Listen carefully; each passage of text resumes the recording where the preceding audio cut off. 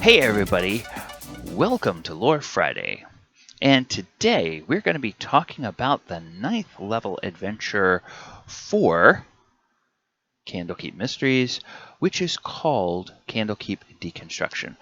Before we get started, I just want to invite you to subscribe to the channel, like the video, share the video, click the post notification bell so that you get notified every time new content drops. All right, so Candlekeep Dekonstruction is one of the Candlekeep Mysteries published back in March of 2021 for 5th edition D&D by Wizards of the Coast. And in this one, the party are asked to solve the mystery of a dead member of the Candlekeep Library staff and a mysterious earthquake, both of which seem to happen in relatively close, proximity in time. The setting for this one entirely takes place within Candlekeep Library. Now, the teaser of this is a member of the Candlekeep custodial staff drops dead in front of the PCs holding a book with a mysterious title. As they report the death and learn about the book, an earthquake rocks the library, meaning the outlandish claims of the book may not be as crazy as they sound.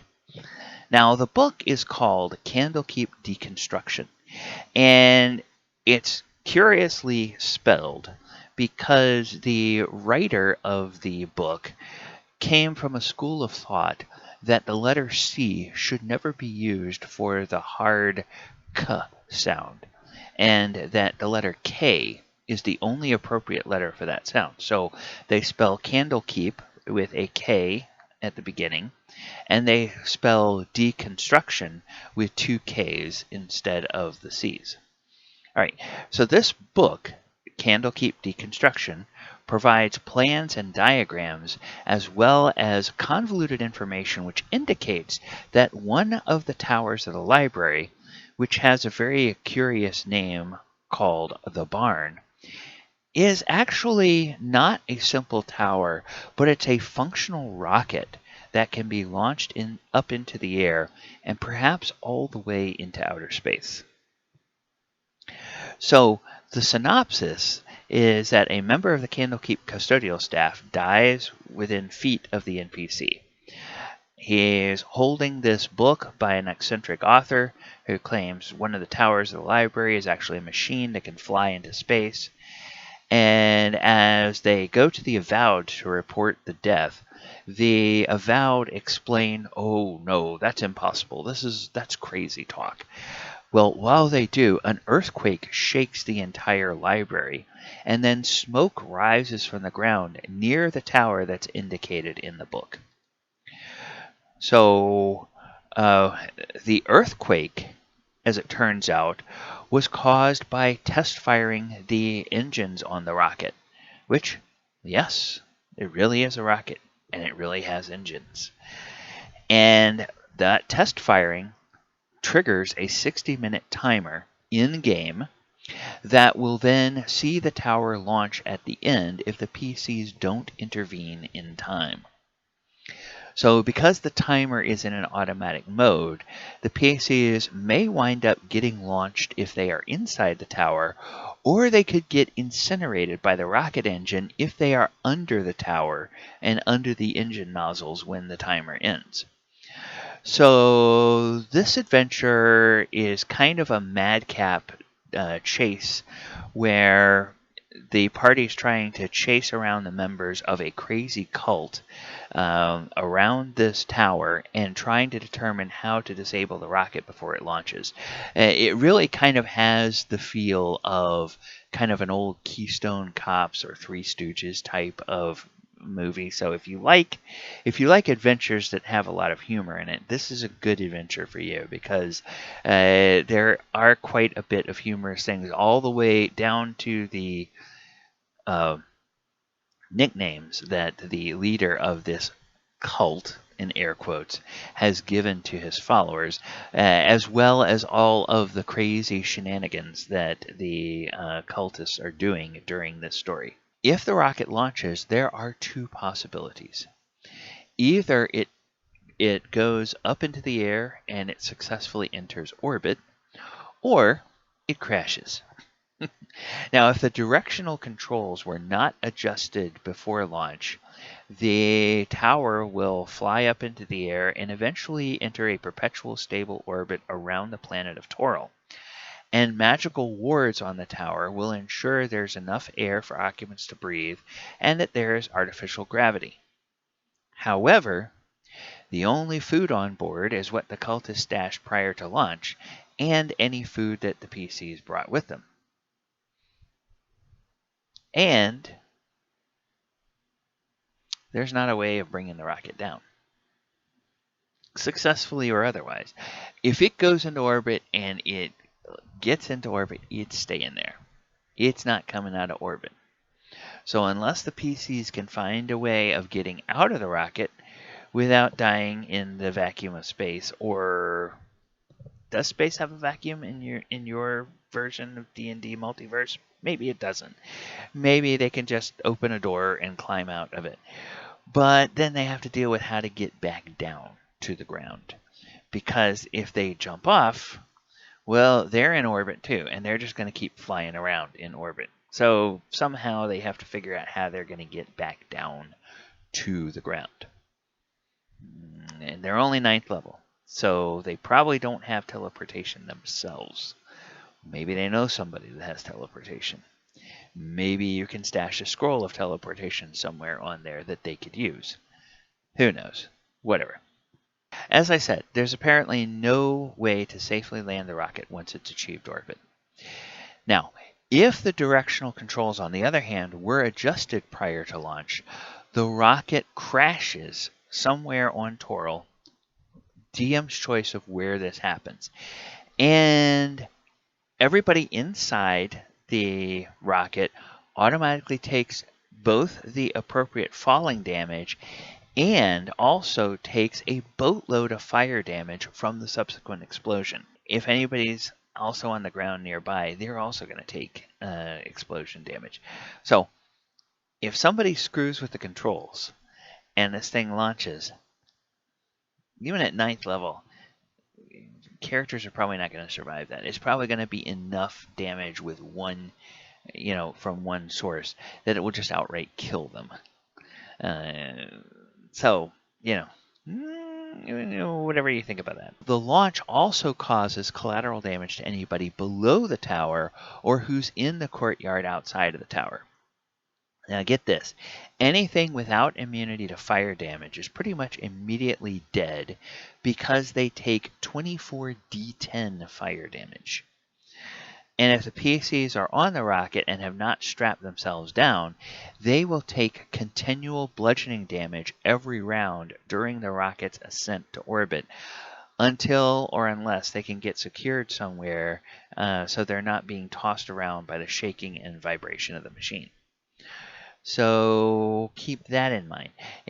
If they are on the rocket, and even if they haven't messed with the controls, and the rocket launches and successfully achieves orbit, they may still get killed just from being battered around if they're not strapped down somewhere during the launch. Caveat, remember this is D&D and not physics, so don't worry too much about whether people can breathe in space or if a stone tower could survive the forces flying through the air like a rocket to achieve orbit in the first place. I mean,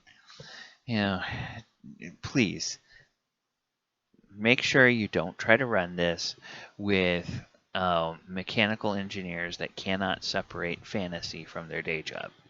All right, so it's like, but wait a minute, like the cement bonds, if you try to vibrate those, on the tower, it's going to just tear apart. It's never going to, and it's a stone tower. It's too heavy for any kind of rocket. Just tell them it's magic. It's magic. Look, if you can believe that somebody can twiddle their fingers and send a fireball out to blow up a bunch of orcs, frickin' rocket engines can launch a frickin' stone tower into frickin' orbit, all right? That's all you have to tell your engineers that want to engineer the thing. All right, so along the way, there's a couple of nice magic items that the party might recover, and there's a spell book chock full of spells from the cult leader. They also, as an added bonus of this adventure, the party might learn how to create magical mechanical constructions known as skitter widgets. The most common enemy you're going to find in this adventure are humanoids. And the toughest encounter you'll have is with a Master Sage, which is the cult leader, a CR5 monster, and 3 cult fanatics, CR2 monsters. Now, the special creatures or items you could find a Ring of Telekinesis, which is a nice kind of cool magic item, and you could encounter skitter widgets and the plans to create those. Now, skitter widgets are mechanical monsters CR5, and they have offspring. These are mechanical monsters that are capable of reproduction. And their offspring are called kitty widgets, which are CR1/2 monsters. So, my favorite elements of the adventure, this is completely whimsical and very humor heavy. Mechanical monsters in the adventure are fun, and the whole idea of a stone tower that is secretly a rocket ship that can fly into space is just the kind of old school crazy that made the early days of D&D so memorable. This is really kind of a throwback to, you know what? I'm going to make a wizard's tower that's a rocket ship. That's the kind of crap that Gary Gygax and Dave Arneson would dream up, and it's just classic. All right, so easiest homebrew adaptation. This adventure could easily be the start of a long arc of a campaign, perhaps a kind of Lost in Space story arc where the PCs wind up traveling to different planes with little control until they can figure out how to get their rocket ship pointed back to Toril or wherever, whatever home world your game is set on.